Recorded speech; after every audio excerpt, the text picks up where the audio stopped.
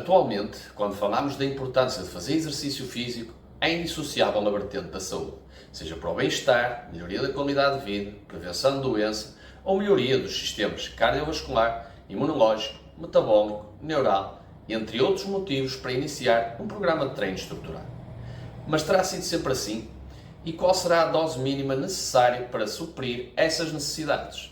Sobretudo quando temos uma sociedade cada vez mais sedentária, obesa, envelhecida e com mais dificuldades na gestão do seu tempo, seja por questões de ordem familiar e ou laboral, seja por questões comportamentais como a criação de hábitos e rotinas. Assim, e não sendo o principal objetivo esmiuçar todos os elementos factuais da história, iremos só cobrir alguns pontos que me parecem essenciais até chegarmos às guidelines atuais da Organização Mundial da Saúde em relação à importância do exercício estruturado e da atividade física para a saúde. Esta relação entre exercício e saúde não é só de agora. Já nas antigas civilizações, por exemplo, Susruta dizia que a doença foge da presença de uma pessoa habituada à prática regular de exercício físico. Ou mais tarde com Hipócrates, que defendia que a alimentação e o exercício, embora possuam qualidades opostas, são sinergistas na produção de saúde. No entanto, tudo era na base do empirismo e observações. Por isso, vamos dar um salto temporal para aquilo que é factual através de estudos científicos. É por volta dos anos 70 que a American Heart Association mostrou de uma forma geral que o aumento da capacidade aeróbica se consegue mais rapidamente através do aumento da intensidade dos exercícios aeróbios ou de endurance, como corrida, cycling, natação, etc. Além disso, ainda verificou que este aumento da capacidade aeróbica estava associado a uma redução do risco de desenvolver doenças cardiovasculares. Um pouco mais tarde, a American College of Sports Medicine também corrobora destes dados, continuando com uma aposta em estudos focados na capacidade aeróbica, tendo por base a melhoria da performance e só mais tarde servindo de base para a correlação com a saúde.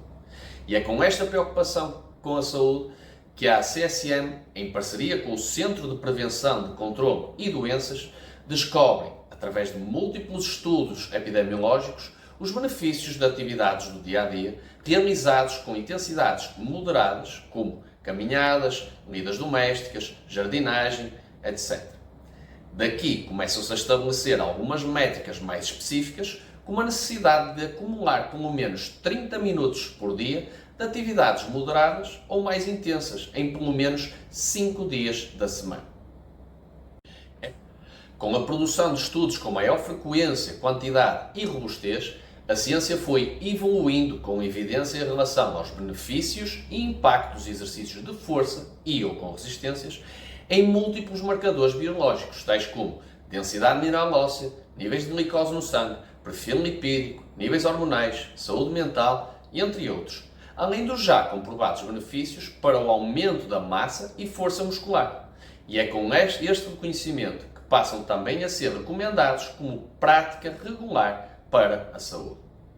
Isto seria o mote para que, no final do século passado, a American College of Sports Medicine sugerisse uma pirâmide de atividade física que hierarquizava e priorizava determinadas práticas, quer em quantidade, quer em frequência, e desde a base até ao topo com 4 níveis.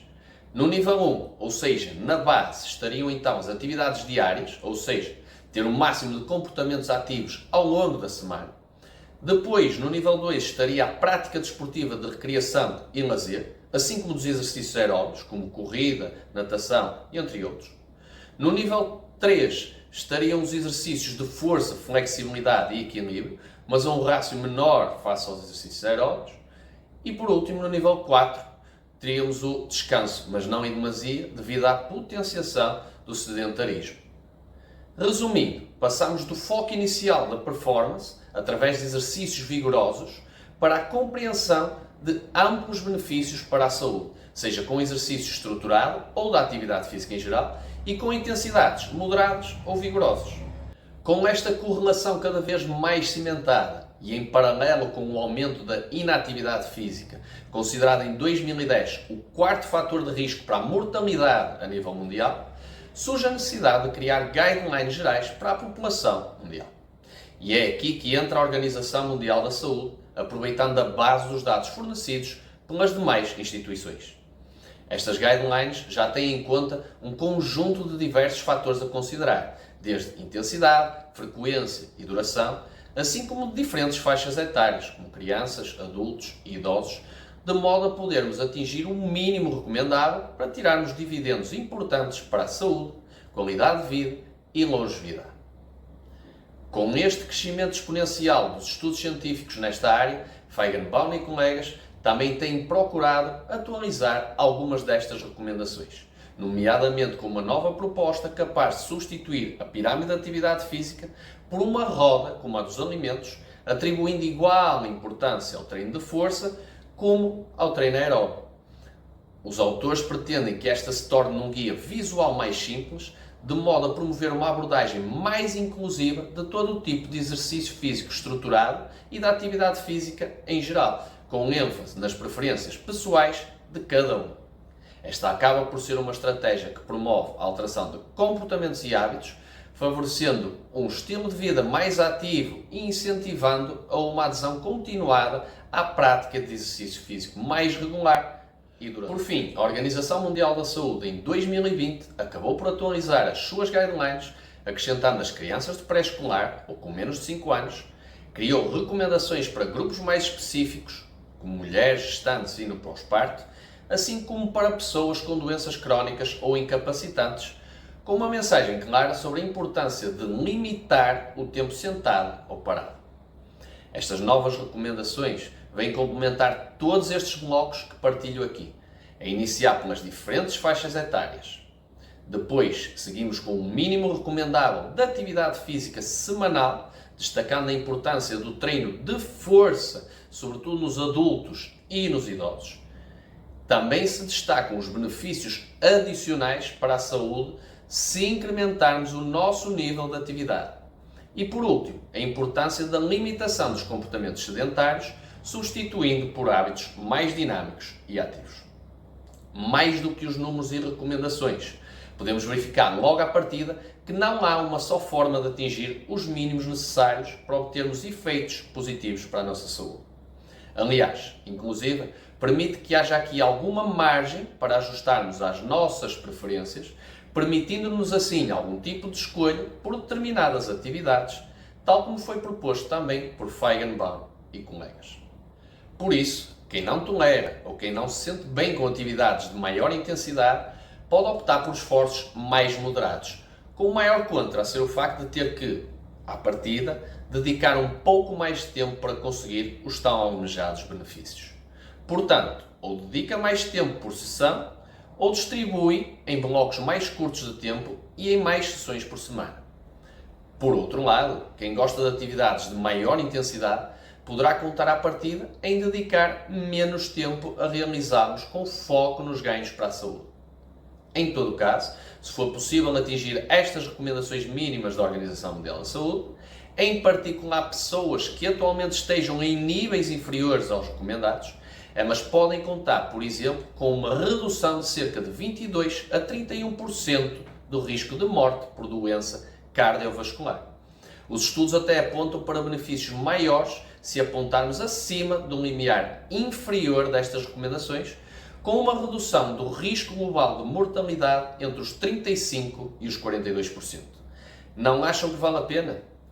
Agora, importa referir que estas são as recomendações mínimas para que se possa afirmar com maior confiança que, se segui-las, irá beneficiar a sua saúde, longevidade, com qualidade de vida.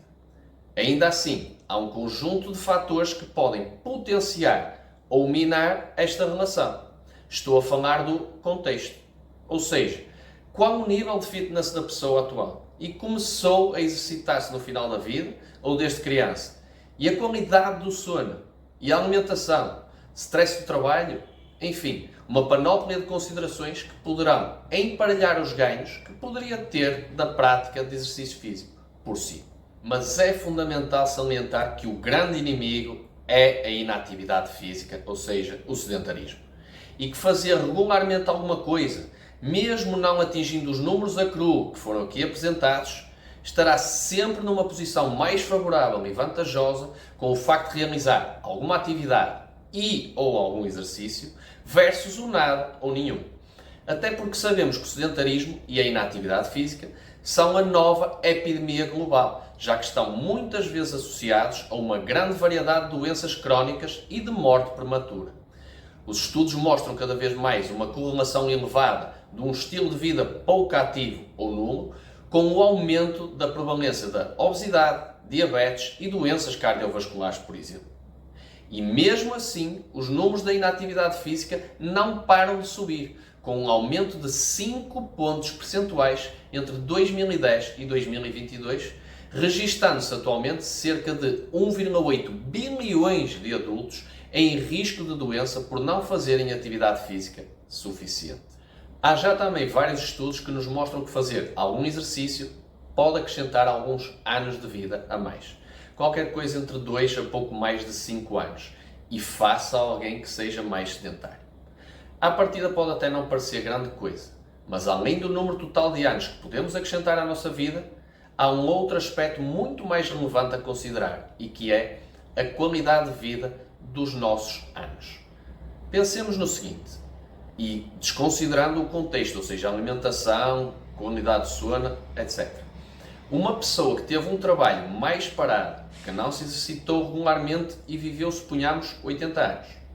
E uma outra pessoa que, mesmo tendo um trabalho mais estático, foi cuidando de si, exercitando-se regularmente e tendo comportamentos mais ativos ao longo da sua vida e faleceu aos 83. Acham que é só sobre os 3 anos de diferença? Não é apenas sobre acrescentar anos à vida, mas sim sobre acrescentar vida aos anos, com autonomia, com mais vigor, com mais qualidade.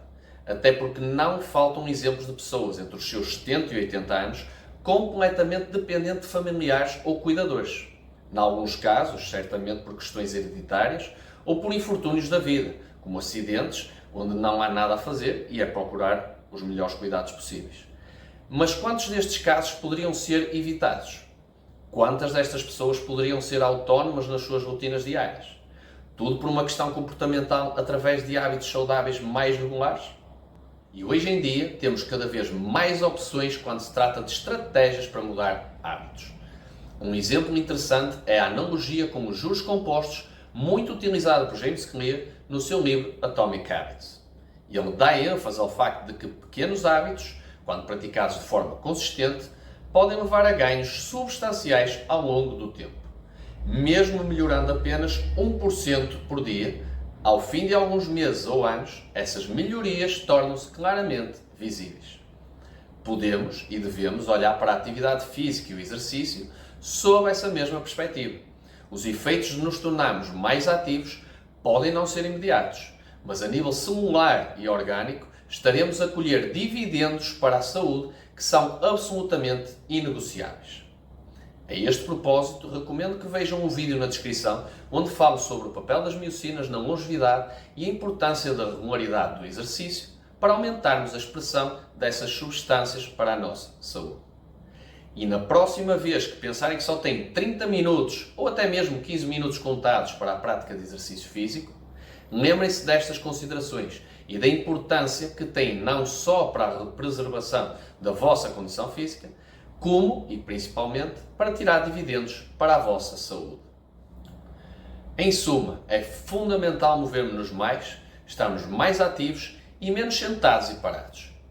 E é também efetivamente necessário fazer algo novo e diferente para combatermos de vez esta tendência, tendo por base políticas que apostem na alteração de hábitos e comportamentos, com estratégias que facilitem um estilo de vida mais ativo, como a sugestão da gamificação, que acomode preferências individuais e estimule a autonomia, tal como a Organização Mundial da Saúde e Feigenbaum e colegas nos sugerem.